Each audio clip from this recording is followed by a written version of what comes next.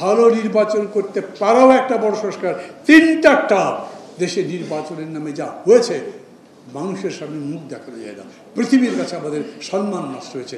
ভালো নির্বাচন করতে পারলেও বাংলাদেশের সম্মান নষ্ট। সেই ভালো নির্বাচন করতে পারবেন? এই সরকার আমাদের পথে কোথাও দাঁড়াচ্ছেন এখন পর্যন্ত দেখছি না। অদৃশ্যভাবে কোনো জিনিস যদি কাজ করে তা তো বলতে পারবো না। এর মধ্যে যদি কোনো আন্তর্জাতিক চক্র থাকে, এর মধ্যে যদি কোনো ভূ রাজনীতির ব্যাপার থাকে, যেটাকে আমরা জিও পলিটিক্স বলি, অন্যদের স্বার্থ থাকে, সেটা আমি বলতে পারবো না। কিন্তু সেটা বাদ দিলে আমি মনে করি এই সরকার বা সরকারের পক্ষ থেকে ক্ষমতাকে দীর্ঘায়ু করার জন্য, দীর্ঘস্থায়ী করবার জন্য কোনো রকম বিশেষ তৎপরতা নাই। অতএব তারা চলে যাবেন, এবং যাবেন যে এই যাওয়াটা একটা ভালো সম্মানের সাথে চলে যাক, সেই কাজটা হলেই ভালো। একটাই কাজ, এই যে সংস্কার সংস্কার এত কথা হয় না। ধরেন আমি আপনাদের যদি জিজ্ঞেস করি, বলেন তো ভাই কোন সংস্কারটা হয়েছে? একটা বলেন যে এই সংস্কার এই সরকার করেছে। সরকার কিন্তু বলতে পারে না, আমাদের আলোচনা তো শেষই হয়নি, যাতে ঐক্যবদ্ধ গড়েই ওঠেনি, এটা যা যা গড়ে উঠবে তার উপরে আমরা করব। তার মানে 1 বছর কোনো কাজই করেন নাই। বাকি সময় যে আলোচনাগুলো চলছে, একটু আগে নজরুল ভাই বললেন না, আমি সেখানে প্রথম দিকে তো রেগুলার গেছি, এখন হঠাৎ যাই, কারণ মনে হয় খুব লাভ নেই। বেশ কিছু ব্যাপারে এইরকম পার্থক্য তৈরি হয়েছে যে আমি জানি না এগুলোর নিষ্পত্তি কীরকম করে হবে। এখন পিআর হবে কি হবে না, আমি বলবো হবে, নজরুল ভাই বলবে দরকার নেই। কি দাঁড়াবে? দরকার নেইটা তো থাকবে, কারণ ঐক্যমত্য না হলে প্রফেসর ইউনুস বলেছেন কোনো কিছু আমি চাপিয়ে দেব না। সো এনিওয়ান যদি বলে no I don't support this, তার মানে এটা কার্যকরী করা যাবে না। এই পরিস্থিতিতেই যখন রেখেছেন, তখন সবচাইতে বড় সংস্কার কোনটা বলেন তো? যেহেতু তারা পারছে না, 1 বছরে পারেনি, আবার কেউ যদি বড় দল বা মাঝারি দল একটা আপত্তি করলে সেটার মধ্যে যেতে পারবেন না, তাহলে সবচাইতে বড় সংস্কার হওয়ার বিষয় ছিল ভালো একটা নির্বাচন দিয়ে যান। ভালো নির্বাচন করতে পারাও একটা বড় সংস্কার। 3টা টার্ম দেশে নির্বাচনের নামে যা হয়েছে, মানুষের সামনে মুখ দেখানো যায় না, পৃথিবীর কাছে আমাদের সম্মান নষ্ট হয়েছে।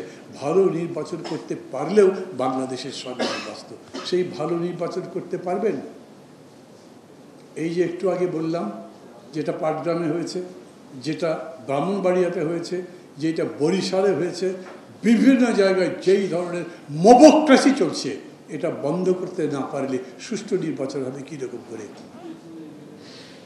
আর পুলিশগুলো তো আগেই আমরা বলেছি, বাবা ধান্দাবাজ খুব বোঝে, ওরা দেখছে নাগরিককে কেউ একটা অন্যায় করেছে ধরে ফেলবে, ওটা এই এত বড় সাহস বর্তমান সরকার আমরা এগুলো করিস। কিন্তু বিএনপি কেউ যদি করে, মনে করবে যে আজকে ধরবো, 6 মাস পরে বেরুলে আমার চাকরি থাকে কি না, কারণ 6 মাস পরে ক্ষমতায় কে যাবে? আমি এটা প্রচার করার জন্য বলি না। আমি এখন বিএনপির সামনে প্রতিদ্বন্দ্বী দেখি না। দাঁড়াবে অনেকে, আমিও তো দাঁড়াবো, বিএনপির বিপক্ষে দাঁড়াবো সেটা বলছি না, পক্ষে দাঁড়াবো তাও বলছি না, কীরকম দাঁড়াবে সেটা এখন পর্যন্ত জানি না। কিন্তু কেউ কেউ তো বলছেন তারা তাদের মতো দাঁড়াবেন। প্রতিযোগী হওয়ার মতো যদি না থাকে, এরকমই যদি হয়, প্রশাসন যদি মনে করে যে ওনারাই যাবে, তখন তাদেরকে এখন থেকে স্যালুট দিতে থাকবে। আর ধরেন জিতু খারুক তো পরের কথা, খোদ প্রধান উপদেষ্টা যদি হাজার হাজার মাইল উড়ে গিয়ে বিএনপির রিয়েলি কার্যকরী যেটা তার সাথে বসে নির্বাচনের তারিখ ঠিক করে, তার সমস্ত বলবে বিএনপির সাথে কথা না বলে তো কিছু হবে না। এরকম করে একটা পরিস্থিতি তারাই তৈরি করছে, অথচ এটার আরও ভালো সমাধান করা যেত।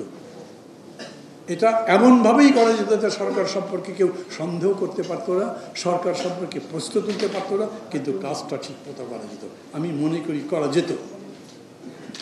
এখন এটা এমন হতে পারে, আমি যদি বলি আমার কথা আমার মুখে মানায় কি না, কিন্তু এটা ঠিক, আমি রাজনীতি করি, আপনি রাজনীতি করেন না।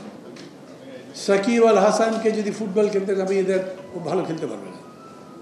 যার যেটা কাজ, যিনি যেটা করেননি সেটা কি করেন, আমি এরকম করে বলি। হোসেন মোহাম্মদ এরশাদ রাজনীতি তো করতেন না, ইভেন জিয়াউর রহমানও তো রাজনীতি করতেন না, কিন্তু দেখেন জিয়াউর রহমান এমন একটা দল করে গেছেন, আজ সেটা দেশের সবচেয়ে বড় দল। উনি পারলেন আর আপনি পারেননি। আপনি যখন পারেননি তখন যারা এসব বোঝে তাদের সাথে কথাবার্তা বলেন, বুদ্ধি পরামর্শ নেন, সবার কথা মতো চলেন। আপনি ওই সংস্কারের ব্যাপারে ঐক্যবদ্ধ করবার জন্য জান দিয়ে দিচ্ছেন, নির্বাচনের তারিখ ঠিক করার ব্যাপারে কেন ঐক্যবদ্ধের চেষ্টা করলেন না?